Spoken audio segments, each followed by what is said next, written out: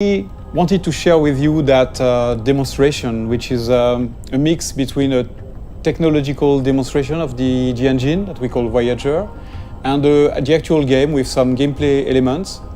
So here you can recognize the big mothership that was in the trailer. Of course, it's not the same level of quality. This is a work in progress assets. But again, we wanted to share all these materials with you. As you know, the game is in development. We still have a lot of things to do, but it's cool to share with you where we are on that spaceship part. So here, the mothership is like a home, a house for the player. That one is about 400 meters long, and you can have your crew inside, of course, your main character, but also your spaceships. So if you start in the game without anything, and you get your first spaceships, even if then later you have a larger spaceship, you can keep the smaller one into the big mothership. That's the same thing for the crew. If you start with one or two members in your crew, then you can have them in your big mothership later. That gameplay mechanic of what we call the Russian dolls, so bigger, smaller into the bigger, and then your characters, is very close to what we had in fact in Beyond Good and Evil 1 when the characters were getting out of the hovercraft. So here we have that monkey, which is my playable main character here, but of course in that game, you can select your character and create your own character. Just to give you a feeling of scale, that ship is about 20 meters long, and the other one, the mothership, is about 400 meters long. I'm going to go close to it so that you can see the size. So when we have large spaceships like that, the good thing, the interesting thing is that they are a real level of gameplay. You can go inside. We have interiors for those big ingredients. So imagine I'm at the beginning of the game. I'm starting the game. I have nothing, but I am like like in Beyond Good and Evil 1, you start without anything, and you have to get some money to like level up and get your first vehicles. So imagine I'm just delivering pizzas. Here it's like a side quest or just a way among many to get some money. I'm delivering pizzas to those guys. So imagine it's not my spaceship. That's the beginning of the game, and this could be an interesting way to trigger the first ingredients of the adventure, because the spaceship is a playable interior. You can get inside, you can sell your pizza, and then instead of getting out of the ship, you could decide to explore the ship. And why not discover that there is some slavery, some human trafficking and things like that.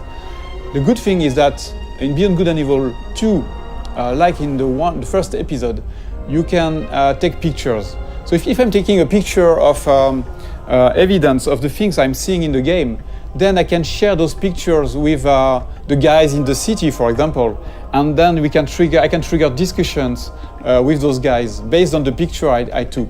So that's a very interesting mechanic that can create that feeling that you can explore everything and you can gather informations and share those informations with NPCs, but also between players. Another very interesting thing here is the feeling of scale. Here we know that the players, they will explore everything. They will want to go everywhere. So we need to handle large scale ingredients, like that huge statue, where you can go very close to it and you can look at all the details on the statues. And of course, you can go inside of this kind of statue, and you can also get on top of it. I just want to show you something interesting about the scale and the feeling of scale. So I'm going to land on the top of the statue, and you will realize how big it is.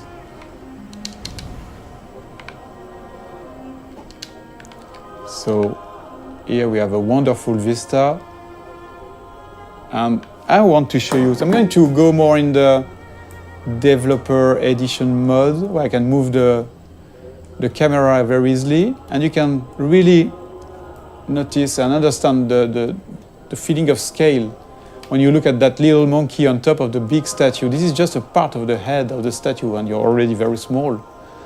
And it's very interesting to understand the scale of things. Here you see that the statue is really, really big. The statue is about 700 meters high.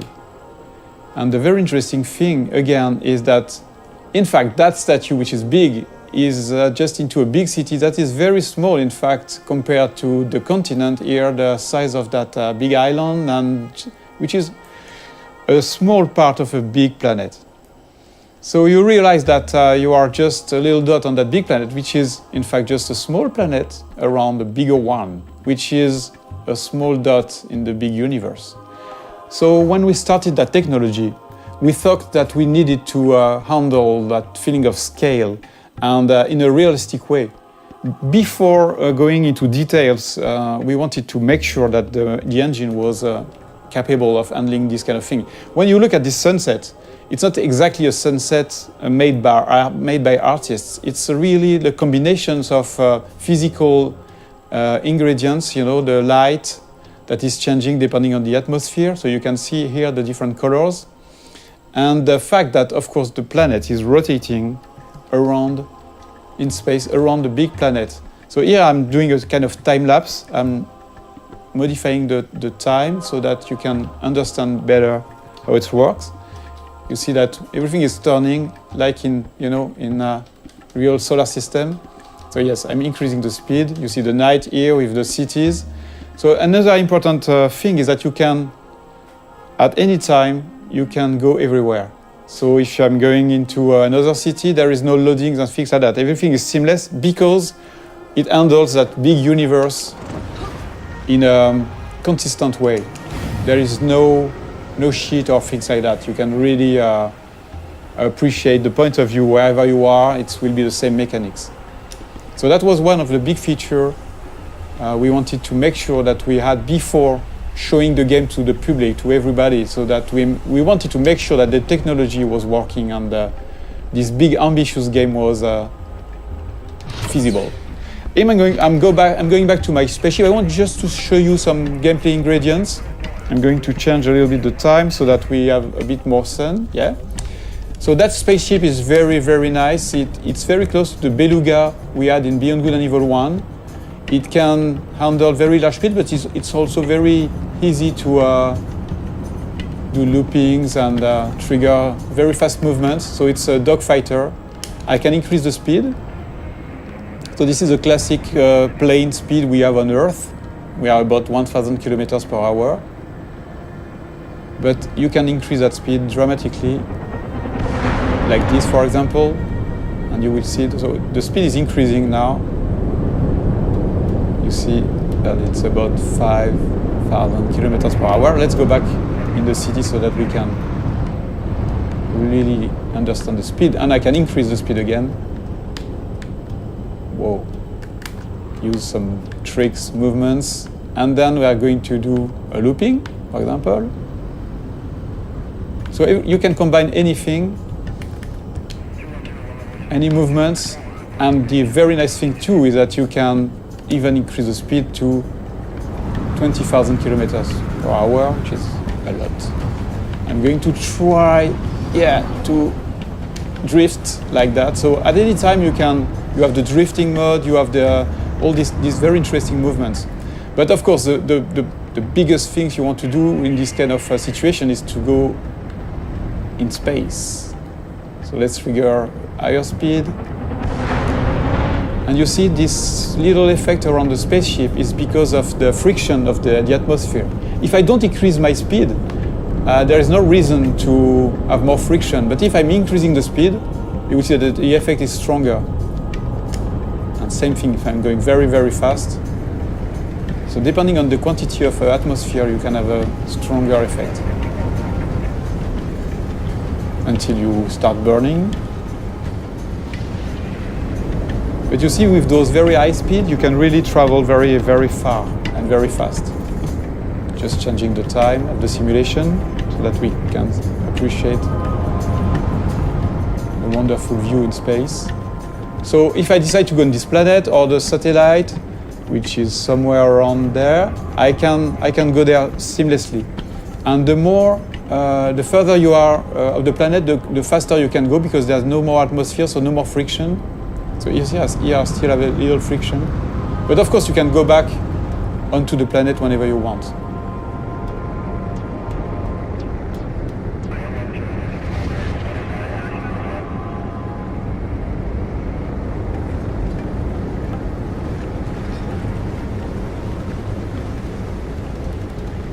A very interesting thing too is that there's a lot of biomes on the planet, like this desert, or you have frozen lands on the planet, different cities.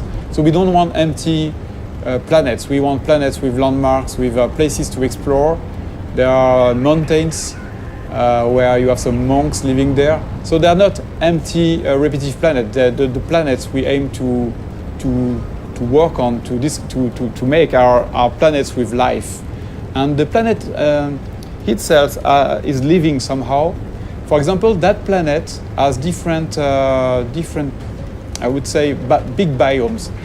Because that planet, as I told you, is a satellite of the bigger one, the one that is in the foreground. A part of that planet is protected, like the moon. Our moon is a part of the moon is protected by Earth from the big asteroids and meteorites.